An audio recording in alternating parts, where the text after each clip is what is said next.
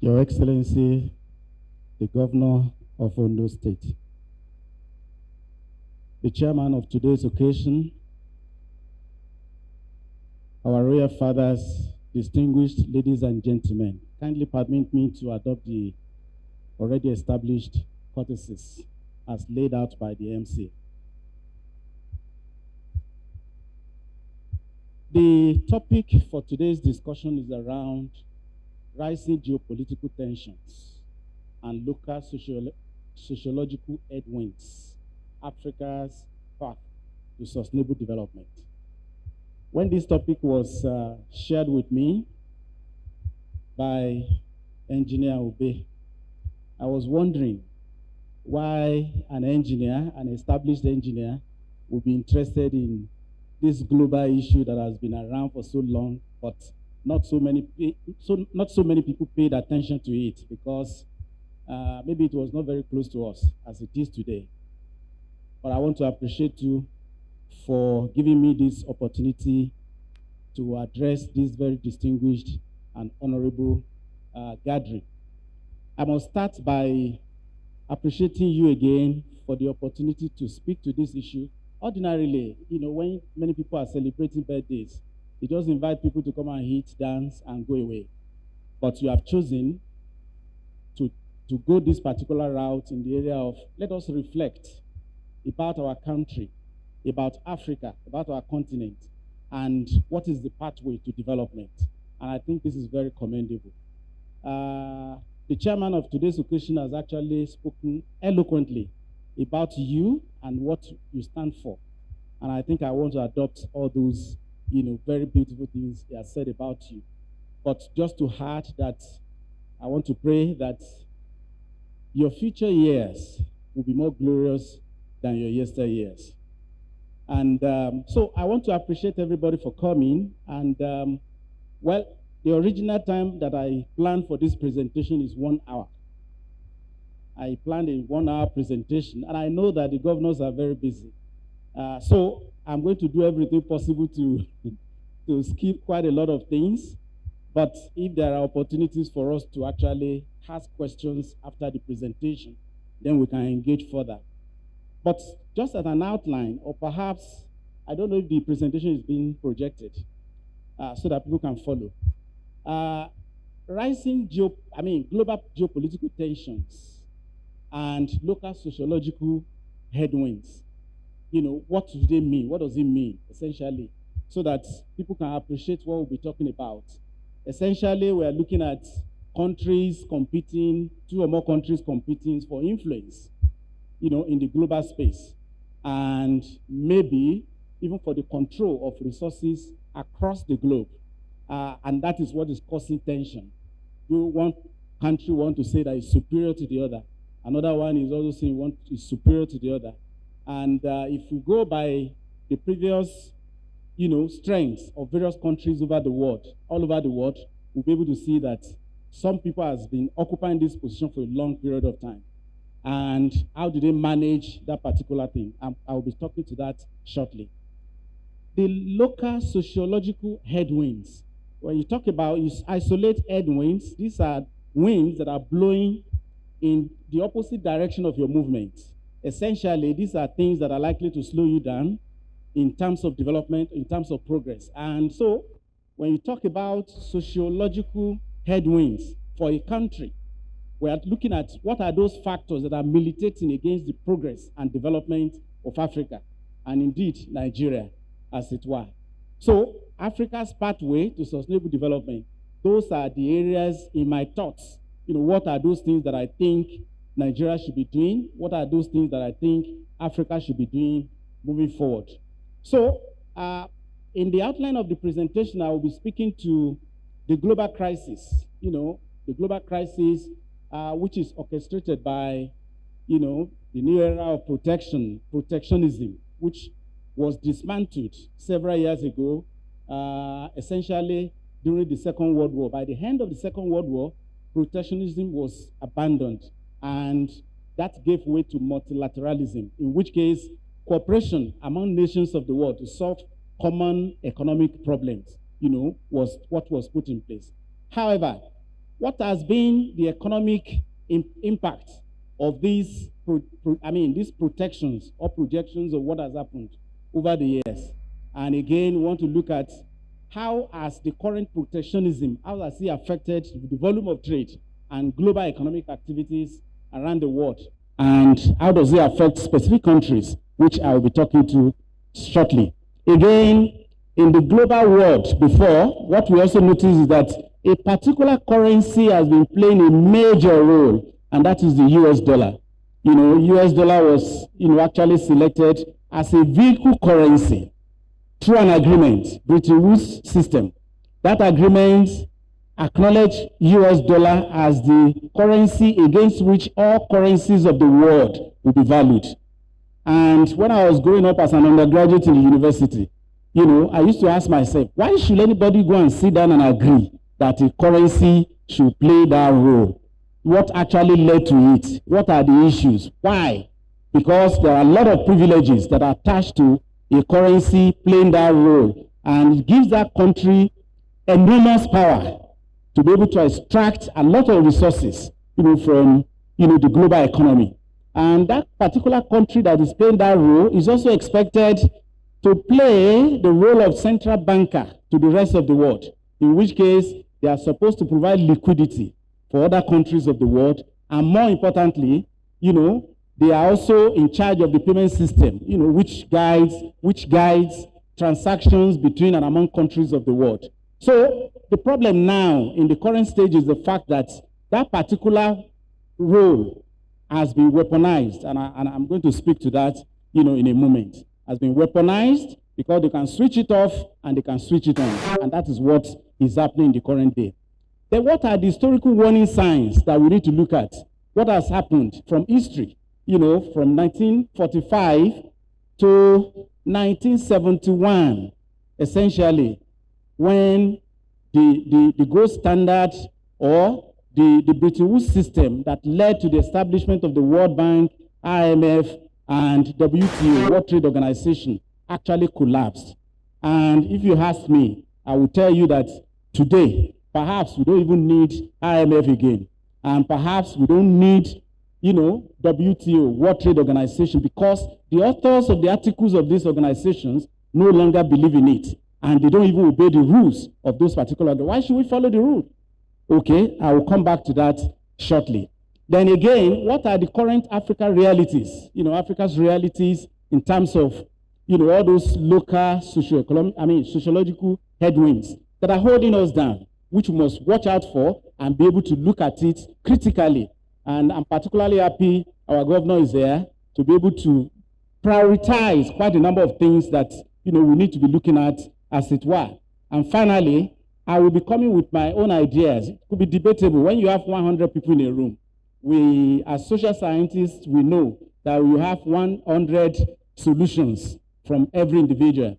And you may not agree with me completely, but these are my thoughts. And I will be sharing some of the things that I feel we should be doing, going forward. Now, what are those basic concepts that I must explain so that people can actually follow what I'm talking about? Tariff. Tariff is a form of tax on imports. What it does is that it is used to protect local industries, but most especially it makes imported goods expensive for those people that are importing. I don't want to say more than that because of time, but that is what tariff is all about. Bretton Woods system. This was a system that was set up between 1944, when the agreement was signed, and 1971. It was a system that gave US the power to control the liquidity of the entire globe and the entire world. And with all those privileges and associated with that particular privilege. What is the privilege? Let me just put this one forward. The privilege is that as the producer of currency for all the countries of the world, they have an advantage, and that advantage is they are able to extract revenue from all the countries that make use of that currency. All the dollars that you keep in your bank account, all the dollars you have in your boxes or wherever under your pillow, American government has the power to tax you even without your knowledge by printing, the dollar alone. And I tell you, it has been estimated that US extracts 2.5% of the size of US GDP on an annual basis for printing the dollar every year from all over the world. So you can see that which they can use to fund anything. And I want to say also upfront that most of the wars that America fights, majority of them, they are not the ones funding it. They are also actually extracting resources from the rest of the world to actually fund those wars. Then sustainable development goals. These are goals that was agreed to, and I'm not going to speak so much about this, but the other thing I want to put on the table is that the Millennium Development Goal came and, gone. Sustainable Development Goals is here. My thought about this is that why must Africans be pushed around with all these agenda, when most of the countries that are also the authors of this agenda do not even believe in those agendas? Gross domestic product is the value of all goods and services produced in an economy within a particular period of time, usually a year. And it's always a measure of the strength and the capacity of the country to even procure or buy things. And it's a measure of welfare in some cases, because you have to look at per capita and distribution, but it's the value of all goods and services produced. So protectionism, using tariffs, quotas, and regulations mainly are meant to protect the domestic industries, but in most of the time, most of the cases, they can also be weaponized, as is the case currently. Multilateralism is basically to help countries come together to solve common problems, just like we have the IMF, World Bank. IMF was designed to monitor balance of payment deficits that countries will run and be able to bring countries on the path of sustainable development. If they are consuming, when you run a balance of payment deficit, when you are consuming more than what you produce in your local country. And as a result of that, IMF is to watch that. And that is why the recommendation that IMF gives whenever a country is in trouble is that you are consuming too much.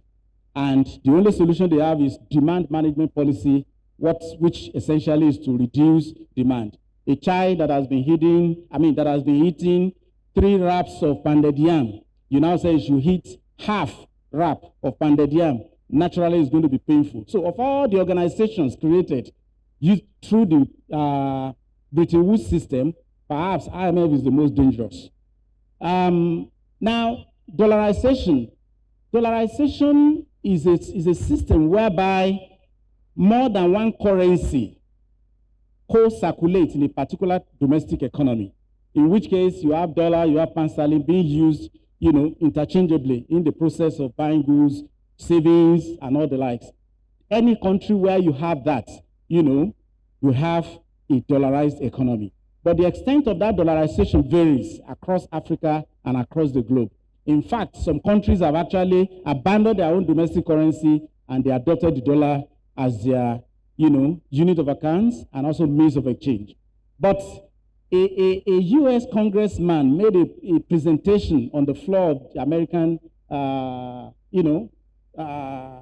platform, where he said that countries that accept to abandon their own currency and use the US dollar must have agreed that they are incapable of governing themselves. So when you look at dollarization, or alternatively we call it currency substitution, is an admittance of the fact that you are incompetent of running your government, you're running your country. And that is why it's a very serious indicator of economic vulnerability when a country is dollarized to a particular threshold. I will also leave that. Now, I will talk about strategic agency. Strategic agency now means that countries in Africa, and in Nigeria in particular, we must do everything possible to position ourselves in such a way that we are able to optimize the challenges that we face now, see it from the perspective of opportunities, and what do we need to do. Over the years, we have depended and relied on the promises of, the US and its allies. But the truth of the matter is that those promises were never delivered. And as a result of that, we need to rethink the way we have been engaging the global economy. What are the crisis in numbers? Within 12 months, 2024 to 2025, the US tariff rose from 2.5% to almost 17%. That's huge. It has never, I mean, this is protectionism that we have not seen in over 100 years of existence of this global world. So trade coverage, increased by 332% coverage in terms of what and what categories of, products are covered in this tariff. Again, the global imports affected is estimated to be $2.64 trillion. Look at the volume of, resources involved in this particular case. And it is expected that, this will continue for some time, as it were. Again, global tariff escalation, we can see how this plays out. I presented this in chart form to be able to see how it has gone. US almost 17%.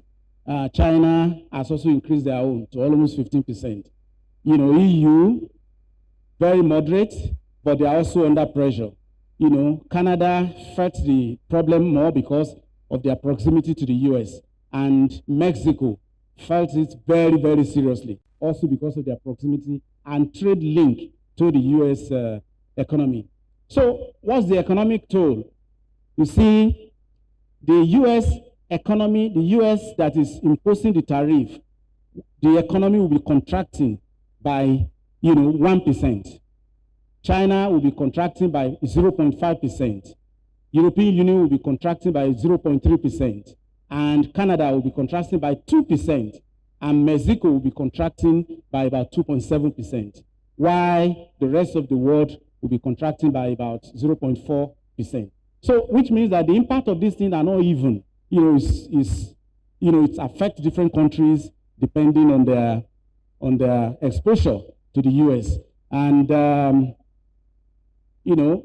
trade war intensification, what is it always, also talking about? Also in terms of number, I'm going to skip this.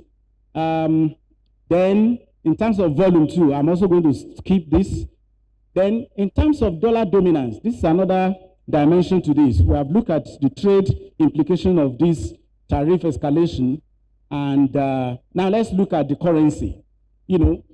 Dollar share of global system. Let's look at how dollar controls the entire world. 58% of global reserves that all countries of the world hold is in dollars. 58%. And that gives America that power that I spoke about to tax all of us because they don't need to talk to you. 88% of forex transactions globally is also done in dollars. Again, 40 to 50% of trade invoicing are done in dollars. So you want to sell your oil, you want to sell anything, they are valued and traded in dollars. And 54% of external debt in Africa is in US dollar. 30 to 60% of bank deposits are dollarized, depending on various countries. Countries like Zimbabwe, they have gone to a level whereby they write expiry date on their currency because the currency will just expire. So most of the time, the economy is grossly dollarized. It has got to that level. The extent of dollarization in Nigeria, we can say, is still moderate, but relatively very high. And that is why, over the years, you could recollect, at some point, central bank was struggling, that they could no longer control inflation in the domestic economy. Another very serious implication of dollarization is the fact that domestic tools of monetary policy becomes impotent as a result of dollarization, because the traditional instrument of monetary policy is the rate of interest, which can be increased or reduced for purposes of modifying money supply in the economy. But once a large chunk of money supply is in dollars, then the central bank loses that grip on the volume of money in circulation. So they can't control money supply. And as a result of that, the economy, inflation will just be growing as well, because US is printing the dollars and they're pumping it to the rest of the world, basically to export inflation to the rest of the world. And again, what you also see is that 100 billion plus of dollars that various countries are holding in terms of reserves, makes us also to be vulnerable. And you will see this, in a moment, weaponization problem. Russia invaded Ukraine in February 2022, and $300 billion reserve of Russia was frozen by US and its allies. What it means is that if US could do that to a strong and powerful country like Russia, you can imagine what will happen to Africa or small countries in Africa. I mean, that's a big challenge. And in some cases, US also controls the payment gateway that you use to also make payments internationally through the SWIFT.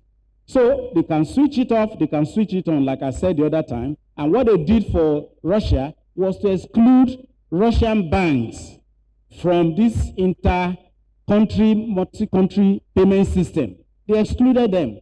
And any country that is also having relationship with Russia, their banks are also sanctioned as a result of, participating in all those things. All these are, so we cannot be talking of policy sovereignty, economic sovereignty for Africa if and when we are still, under the control of a particular country.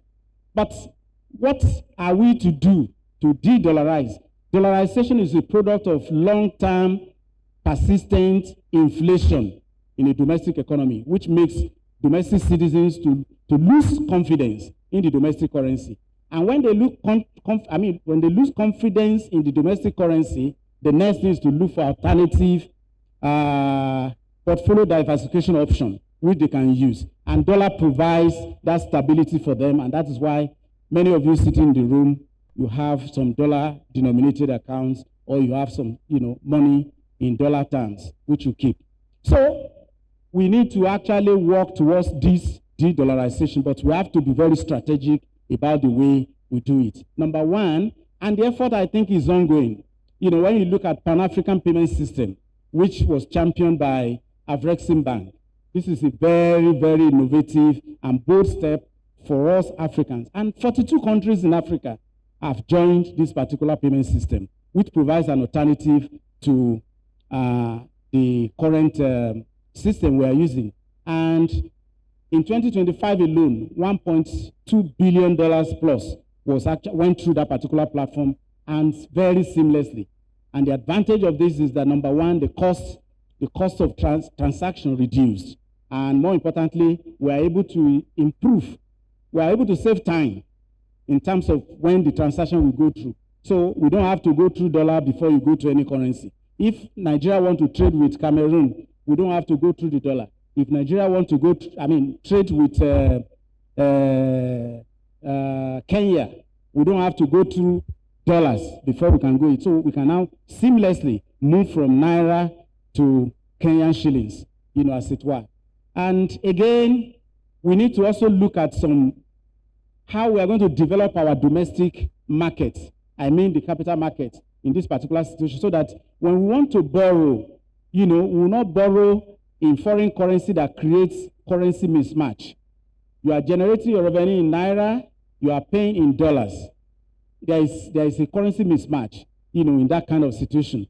We want to be able to have our local bond market developed, and that if we have to borrow to fund infrastructural projects and any project at all that will facilitate development, let it be in our local currency. And, we need to invest in the infrastructure that will be able to do this. Then, in terms of reserves, holding of our reserves, we also have to look at how we are going to reduce the dominance.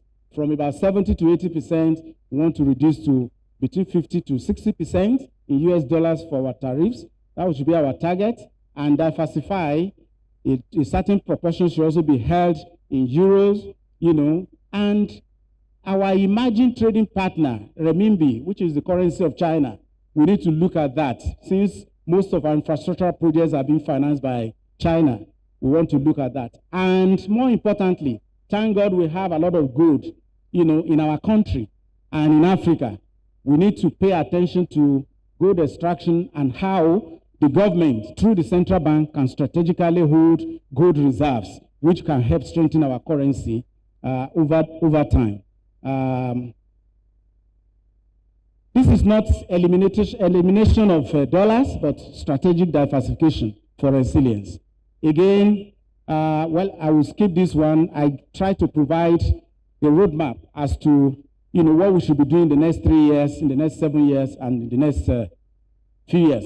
But at least one of the important things that we need to first achieve, perhaps Nigeria has succeeded in achieving it. From independence, we have not been able to get that, and that is achieving macroeconomic stability. That has been a major problem of Nigeria, and the current administration at the national level has succeeded in achieving macroeconomic stability, which provides a platform for development to take off. It's just for us to leverage this and be able to. But even at that, we need continental coordination. There should be a platform like the AU, there have been ECOWAS, region, to be able to coordinate our development along that particular line. But I know over the years, what has been the problem is that this convergence has been an issue. All countries must be at this level, at that level. And political will is very, very important. We should not forget that it took European Union 50 years to get the euro launched, because we talk about local sociological headwinds. There are other global socio-economic headwinds that will work against this particular objective. I know as far back as 2004, there was a conference in New York where some of the business community in the US actually was in the room, and they were challenging the governor of the Central Bank of China that it should revalue their currency. And I was wondering, the economics I read, what America will be preaching is liberalization, deregulation. Why are they saying they should revalue? Revaluation means that they want to reduce the competitiveness of China in the global world, because as far back as that time, most of the things that are used in the US were actually made in China. And today, I can still say, even the influence has grown even larger than what it used to be in 2004. So we have to be pragmatic, and it should be faced, not revolutionary overnight change. We have to be very, very strategic about this.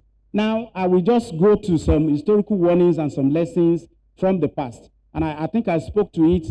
Bretton Woods institutions was set up the agreement was signed in 1944, but you will recollect that America went into war with Vietnam from 1955 to 1975. That war was intense to the extent that America overproduced the dollar to fund that particular war, because the role of being the vehicle currency has also responsibility, which they must follow. The responsibility is that dollar cannot be devalued. You cannot devalue dollar. And dollar is tied to gold. Don't forget there was war, and most of the gold in most of the central bank was shipped to the US. So US was holding a very large proportion of stock of gold globally. So dollar was tied to gold. And $35 was actually is attached to 1 ounce of gold. And that particular tie, that parity, was irrevocable. You cannot change it. But because they have produced dollar in large quantities to fund the war, the parity could no longer be sustained. And by 1971, President Nixon of America at that particular time just went to the television on that morning, because all American banks actually closed down when everybody was dumping dollars and they wanted gold in exchange. So they have to close all the banks, and President Nixon went on here and announced that America will no longer be fixed with gold and that dollars will now float. And that is the beginning of exchange rate volatility from that particular day up to today. So when that happened, what they did was to have the Jamaican Accord, which was legitimately to now go and ratify again that dollar will no longer be fixed with gold and all currencies are now floating. So if all currencies are floating, why do we still need to hold reserves? Because when you run a balance of payment deficit, your currency will depreciate automatically. So we don't really need reserves. But they collapsed the arrangement, and at the same time, we are still holding reserves. The exchange, the World Trade Organization is to avoid competitive devaluation and retaliatory use of tariffs in trade. Now, we are using tariffs. The authors of the rules are applying tariffs now to punish countries. Meanwhile, you are saying we should still continue to obey the World Trade Organization rules. Does it make sense?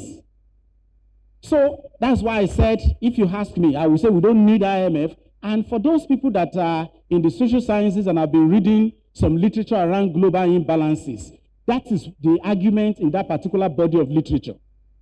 That a particular country is consuming a disproportionately large quantities of the world output at the expense of other people. Other countries are poor, but you are running balance of payment deficit for more than 4 decades now, and nobody is checking you. No country other than US can do that. IMF will knock your door and ask you to implement structural adjustment program because you are consuming more than you are producing to the rest of the world. So that is what happened at that particular time. So effectively, the gold pool, which was inadequate to redeem the volume of dollar papers that has been issued, collapsed precisely, in 1971. And that was the beginning of crisis globally. So what lessons can we draw from this? Essentially, what I'm saying is that we must look back and be able to see how it happened that time. So the protectionism that is coming now is a pointer to the fact that we have to, put our strategies in place to be able to address the consequences of what is happening at this particular time. So when cooperation fails, this is the summary of it. When cooperation fails, everyone suffers. 1970s was a decade of monetary instability, high inflation, and lost growth at that particular time. So the cost of disorderly adjustment vastly exceeds coordinated reform. We need to learn some lessons from that. So what are the realities that we have today? If you look at African development, sustainable development goals, we are moving at an insufficient pace. And I said when I started the discussion, do we need to focus on this? Those people that wrote this agreement knew that we are not going to achieve it. And yet, they are making us to, I had a discussion with a team on climate change and climate financing. And they were telling me, oh, you can have carbon credits. And I said, well, I want to understand this more. They said, okay, if you invest in, energy, sustainable energy, renewable energy at scale with social impact, you can claim. I said, okay, how much will I claim? They said for 1 megawatt of energy, you'll be able to get between $2 to $3. And I asked myself, how much will be the volume of investment that I need? Engineer Razaq Obe, this is your terrain. So how much am I going to get back? So, and I asked the question, suppose I know that our governors are investing a lot in terms of, street lighting and provision of this renewable energy in public spaces, hospitals, and all the institutions of higher learning.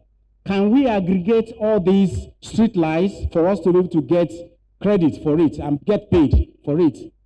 They told me no, because we may not be able to meter it. And I said, this is a fraud. This is a fraud. And which is in line with some of the things. They have discovered the technology. They have the technology. They have, they have things to sell to us. They want us to put the money there, pay us peanut. We are not even the one polluting the world. We are not. They are the ones polluting the world. So the person polluting the world should be the one that will be doing that. You want to give us $2. How much will it cost me to invest? To set up a power plant that will give me 1 megawatt of energy, renewable energy? I think we need to think through this. So some other local constraints, I'm going to skip that. But the good thing is that Africa is growing. We are projected to be growing at about 4.5 to 4.9%, this year. And that means that we are going to be growing far below the, the growth in the whole world. Because world growth is projected to be about 2.9%. Africa will be growing faster than that, this current year. And in fact, 17 African economies will be growing at above 5%, Okay. Let me just move forward a little. Well, this is just the recommendations now about what I think will be happening. MC, if you allow me to go through this, I will appreciate it. So, about SDG, for me, we should focus on critical enablers, not individual goals, as it were. For example, we want to be able to invest in digital infrastructure and skills. Number 2, universal energy access for people, because industrialization will be difficult to power if we do not have. Then human capital development. If you are going to move from where we are today to where we want to be, we need technology transfer. Technology transfer will not happen if we do not have domestic absorption. Domestic absorption will happen when we have people that are skilled, that can actually understand the technology that is coming to our country. That is when we'll be able to steal the technology if we have to. Because no country will just surrender technology to you. You have to steal. But the people that will steal, I think they must have what it takes to be able to understand that technology they want to steal. Then the next one, youth employment and entrepreneurship will be critical. It's not just about skill acquisition. Skill acquisition is good. But the problem with skill acquisition is the fact that when it started, we thought they would be able to create enough number of jobs and with dignity. But unfortunately, when everybody learn how to make soap, who will buy the soap eventually? So that is why entrepreneurship is coming in. Entrepreneurship is about mindset. It's about mindset. People must have business mindset beyond even the technical skills to produce. And that's why you find some carpenters, they produce a table, they just put it by the roadside. Anybody that is going, should look at it. They do not have a very strong, capacity to analyze the market and be able to understand what do people want before they produce. And I think this is critical. And these are the things that we teach in the area of entrepreneurship and for youth employment. Well, I will see, let me finish what I want to do. I will see whether I can go back to what you want me to talk to tangentially. Then development, we need to reform development finance and monetary architecture. In this case, we must improve our capacity to generate revenue. And I think the federal government is doing that. If we can raise resources locally, there will not be need for us to go and borrow, in a currency that is not our own. That is the original sin that we have not been able to overcome over the years. Okay? Then innovative mechanism, green bonds, blended finance, and I think quite a lot of all these are what the current government at the national level is promoting. Now, I know that sub-nationals are also thinking around this. To have projects that want to fund, let us float all these bonds in local currency. If you are a foreigner and you want to invest, you can also come. We also need to do a lot in the area of institutional reform. We need to do a lot in terms of, monetary sovereignty. The PAPS, continental expansion, we must work towards ensuring that all countries in Africa are on board. Again, we need to navigate the geopolitical fragmentation. In this case, we have to diversify our partnership. US, China, EU, India, Gulf states. We need to, and recently the president was in Turkey and signing several agreements and all the like. This is what we must do. This is what we must do. They are saying that we have problem in Nigeria, Christians are this, Christians are that. Believe me, it is not about Christianity, it's not about religion at all. It is about our resources. All the places where you are having crisis today and tomorrow, believe me, they are about our resources that they want to cut away. And we need to be very strategic about this. We must institutionalize value addition, in which case, when the raw materials that are taken here, there must be a lot of effort in ensuring that we've had value to it before they are exported. And I also want to say that a particular agency of federal government is working towards that, the Raw Material Development Council. They are working ensuring that at least 30% value addition before anything can go out of Nigeria. And I want to believe that, and aside from that, there must be a lot of enforcement around this so that our porous borders, we can man those borders and be able to ensure that they don't just take all those things away. Then maintain strategic non-alliance. You want to come and set up your something is to prevent us from talking to any other person. We shouldn't give exclusive right to any nation. We have come of age as a nation, and I think this is particularly very important. We must leverage these critical minerals that we have for energy transition. There's lithium in Kwara, lithium in Nasarawa, lithium in, quite a number of states. Some, they have not even discovered it now. We must leverage all this for purposes of, where we want to be. And I think this is, we need to use competitive dynamics to navigate, better terms for ourselves to negotiate. The fourth one is to strengthen implementation system. Good strategies fails without good implementation. You could have a plan, you have a strategy, and if there is no implementation, whatever cannot be monitored will never be delivered. And I think that aligns perfectly with the role that Engineer Razaq is playing in Ondo State today. Monitoring, monitoring, monitoring. Critical. You don't have to make mistakes before you correct. It's better as the mistake is about to be made, you are able to identify it and prevent it. Then we need to invest in data systems and real-time monitoring. If you don't have data, you'll be limited by what you can do. You need data to plan, you need data to monitor, you need data to even fine-tune policies and programs at ITWA. Then I also suggested that we should localize SDG within the context of our strategies, which is, we are the ones that are setting up that. Then we must build institutional capacity to handle most of these things. Whatever strategy you develop, human beings are going to implement. If they lack capacity, they will not be able to deliver.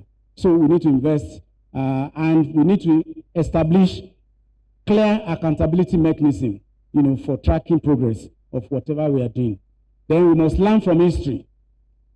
We must learn from history. Africa needs functional multilateral institutions. We need to reform governance reflecting 21st century realities, and indeed, effective surveillance and coordination mechanism, voice for all stakeholders, rules enforced on powerful actors, manage transition, not chaotic collapse. When coordination fails, everyone pays the price. The world is being shaped. I will leave you with this. The world is being shaped. Africa can help shape it or be shaped by it. The choice is ours. Thank you for your kind attention.